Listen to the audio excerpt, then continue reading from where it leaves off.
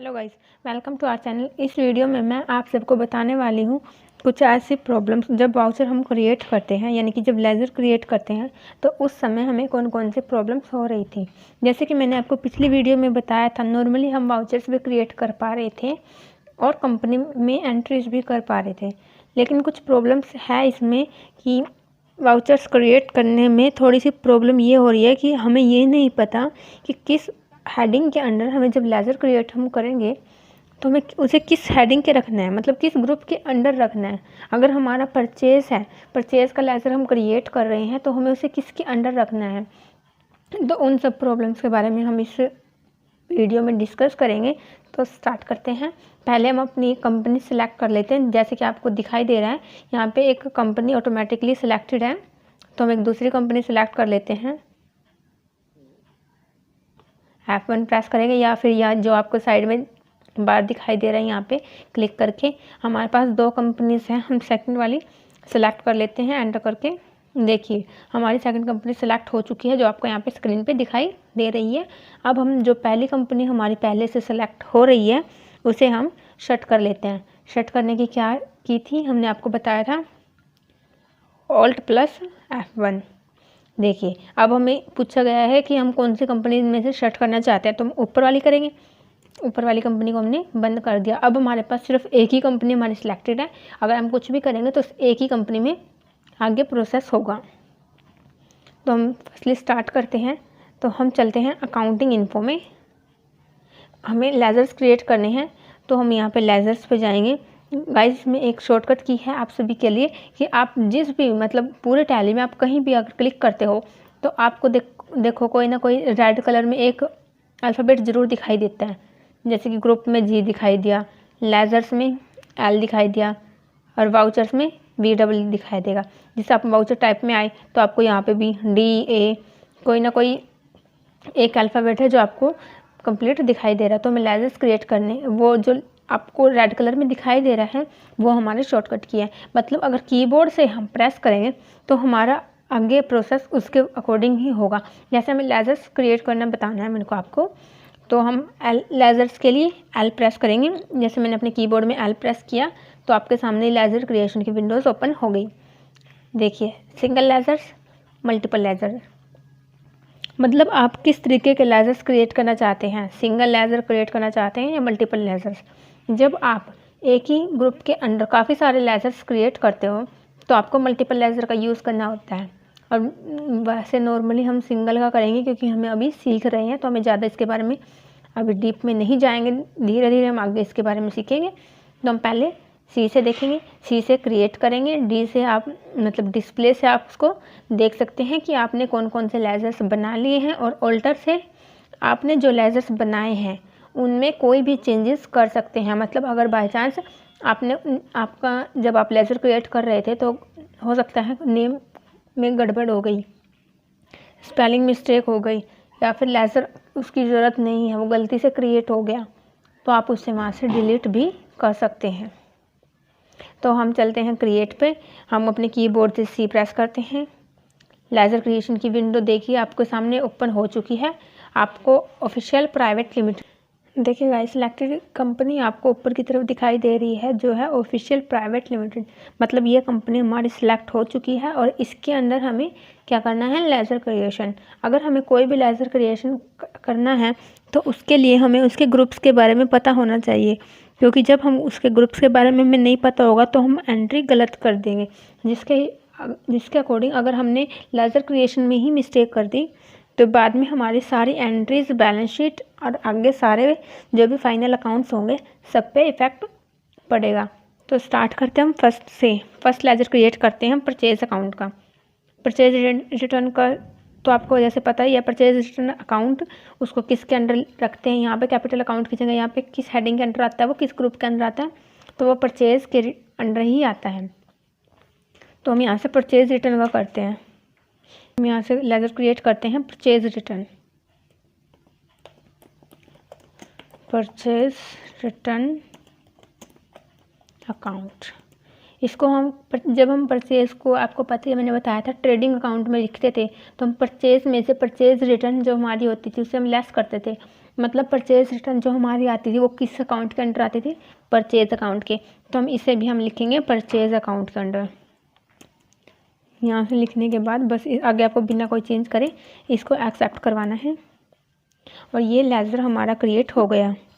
उसके बाद next laser हम क्रिएट करते हैं factory lighting, FACTORY factory lighting account. अब आपको जैसे मैंने बताया था फैक्ट्री लाइटिंग क्या है, मतलब ये क्या किस हेडिंग की या किस ग्रुप के अंदर आएगी, क्योंकि कितने सारे ग्रुप्स हमारे पास दिए गए होते हैं, उनमें से हमें किसी एक लेज़र को क्रिएट करने के लिए किसी एक ग्रुप का हमें सिलेक्शन करना होता है कि हम उसे किस ग्रुप के अंडर रखेंगे। तो आपको क्या लगता है कि फैक्ट्री लाइटिंग किस ग्रुप के अंडर आ सकती है? जैसे कि मैंने आपको बताया था ट्रेडिंग अकाउंट में हमारे सारे मैन्युफैक्चर से रिलेटेड होते हैं और जो फैक्ट्री है वो हमारी मैन्युफैक्चर का ही पार्ट है, और जो फैक्ट्री से रिलेटेड लाइटिंग होगी वो हमारी मैन्युफैक्चर से रिलेटेड होगी। तो मैन्युफैक्चरिंग के टाइम पे जो हमारे खर्चे होते थे उनको हम क्या बोलते थे, डायरेक्ट एक्सपेंसेस। तो इसका कौन सी ग्रुप के अंडर ये जाएगा, ये जाएगी हमारे डायरेक्ट एक्सपेंसेस। इसे करने के बाद हमें कम्प्लीटली इसे भी एक्सेप्ट करवाना है। उसके बाद नेक्स्ट लेज़र हम क्रिएट करते हैं वेजेस का लेज़र हम क्रिएट करेंगे। इसमें आपको क्या लगता है वेजेस अकाउंट जो हमारे होते हैं वो कौन से एक्सपेंसेस होते हैं? मतलब ये तो पता है एक्सपेंसेस होते हैं, लेकिन कौन से एक्सपेंसेस होते हैं, डायरेक्ट और इनडायरेक्ट। क्योंकि जब हम फैक्ट्री में काम करते हैं या किसी से काम करवाते हैं तो हम उनको क्या देते हैं, हम उनको वेजेस देते हैं। लेकिन जब हम किसी को अपनी कंपनी में काम करवाते हैं या कंपनी में कोई किसी पोस्ट पर काम करता है कोई, तो उसे हम क्या देते हैं, क्या हम उसको वेजेस देते हैं? नहीं, हम उसको देते हैं सैलरीज। अगर सैलरीज देंगे तो वो क्या होंगे वो होंगे हमारे इनडायरेक्ट एक्सपेंस। लेकिन अगर हम वेजेस देते हैं तो वो क्या होता है, वो होते हैं हमारे डायरेक्ट एक्सपेंसेस, जो कि पहले से इसमें सिलेक्टेड है। तो हमें सिर्फ इस पर एंटर करके इसको एक्सेप्ट करवाना है। आपके लिए एक शॉर्टकट की यहाँ पे भी है कि आप यहाँ से Ctrl+A प्रेस करके इसको एक्सेप्ट करा सकते हैं।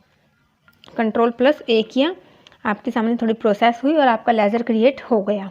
ये लेज़र आपका क्रिएट हो चुका है। ये लेज़र आपको मैं सारे पार में दिखाऊंगी और किस तरीके से आप इनको चेंज कर सकते हो, या फिर इनमें अगर कोई मिस्टेक हो गई है उन्हें कैसे रिमूव करोगे, या फिर अगर लेज़र को डिलीट करना है तो उसे कैसे डिलीट करेंगे, वो सब मैं आपको इसमें आगे बताऊंगी।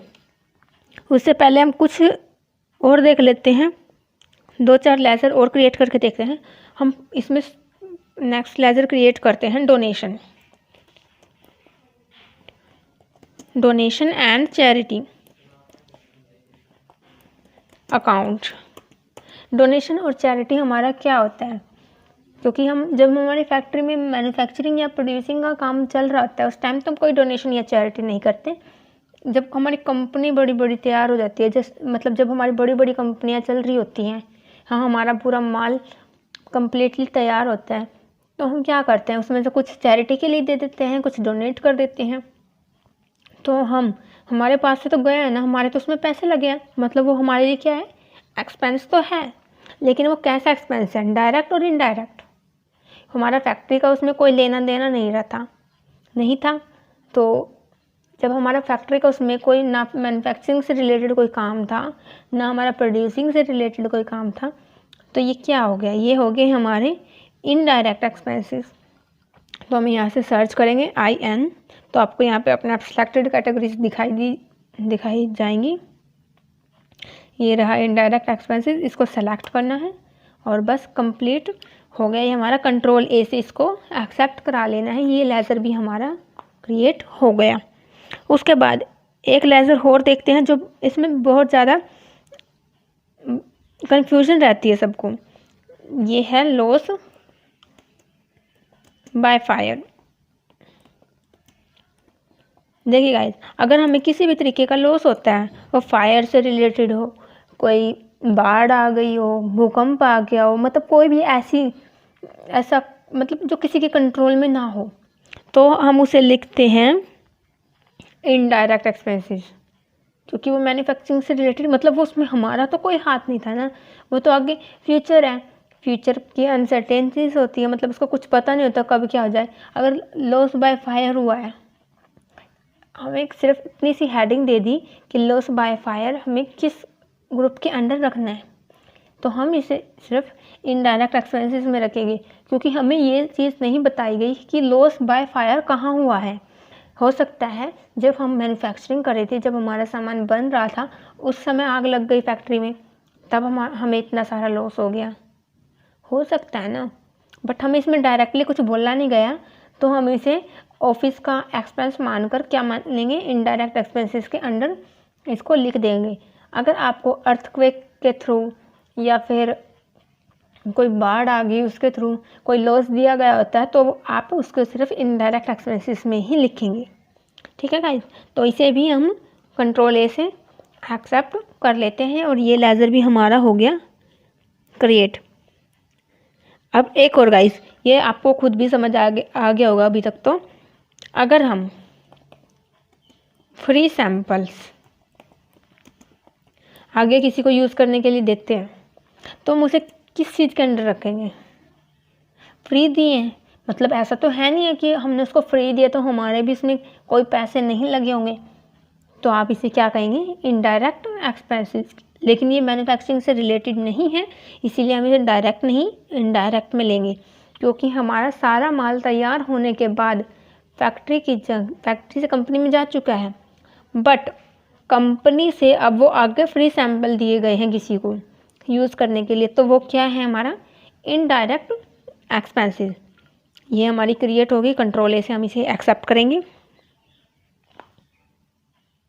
उसके बाद नेक्स्ट हम देख लेते हैं डेप्रिसिएशन।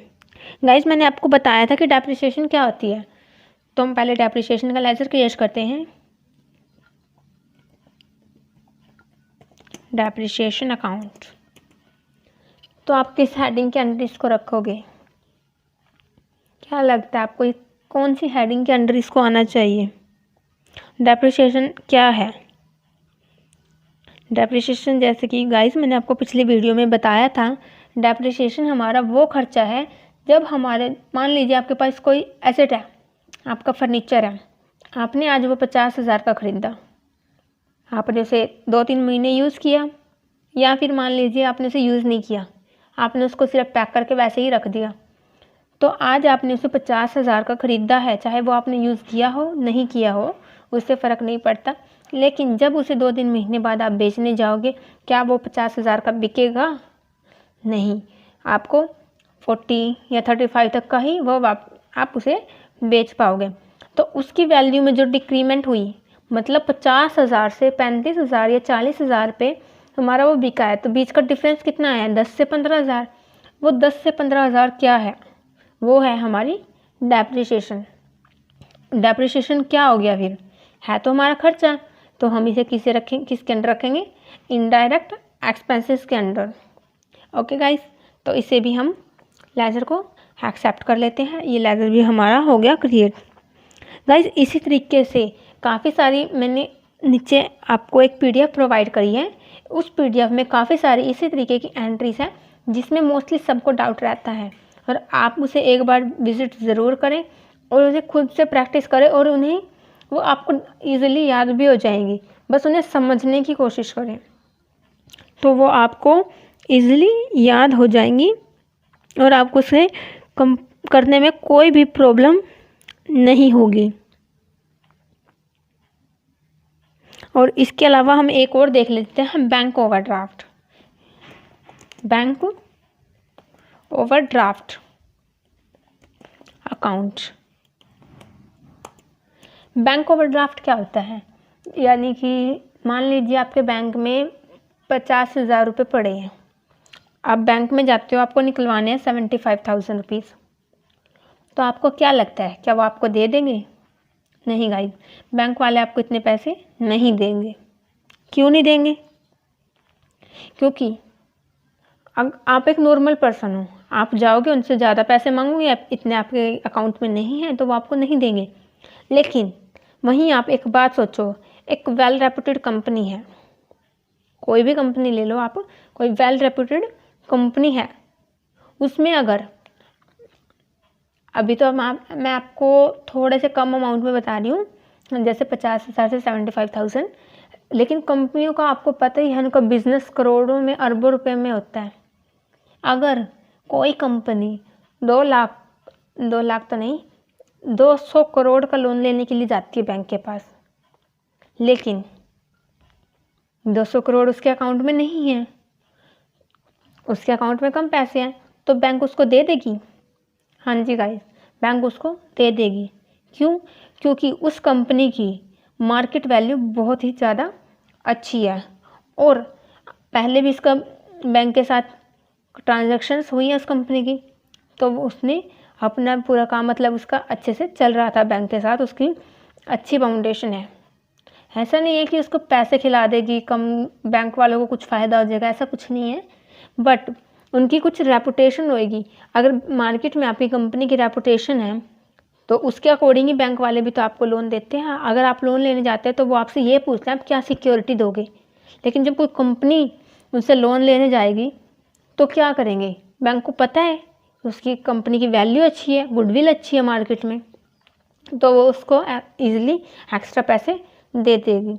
ये तो हो गया हमारा बैंक ओवरड्राफ्ट। तो अब आप ये बताइए कि किस ग्रुप के अंडर ये आएगी।